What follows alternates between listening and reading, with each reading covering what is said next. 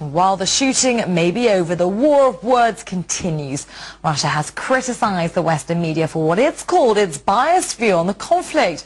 But not all journalists blame Russia for the conflict. Alex Jones from the Infowars.com website blames, or claims rather, that American viewers have been deceived by the coverage. First off, let me say I am ashamed as an American. I'm a loyal American who loves my country, but my country has been taken over by a private international military-industrial complex, and they launched the sneak attack on the Russian enclaves of Abkhazia and other areas, as you know, on 8/88, using the cover of the Olympic Games and a dastardly sneak attack on the order of Pearl Harbor in World War II.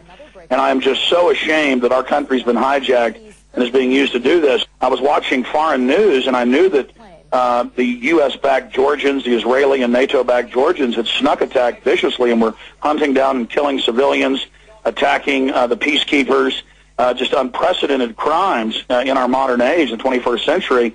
And then I would turn on CNN and Fox and even BBC, and they were reporting that Russia, it was headlines, Russia invades Georgia, Russia sneak attacks. And our leaders went on television and said that we would have to have a new Cold War.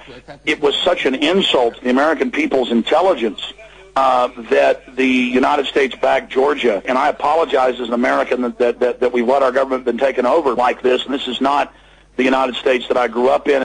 The neocons in NATO, in the U.S. and Israel, want to have a new Cold War. I just hope Russia keeps troops in Georgia so no more sneak attacks can be launched, because the dictator, and we know he was elected under fraud, there in Georgia, has said that he plans, he said it last week, to attack again as soon as he can. So please, Russia does not need to leave these areas that have been part of Russia for years, Abkhazia and Ossetia, because we don't want violence. The American people don't want this. We want to be friends with Russia. The Anglo-American Western New World Order system based in, of course, London and New York and D.C. They have hijacked the U.S. They have implemented continuity of government. They have geared up for martial law. They've built FEMA camps here. They're destroying our republic.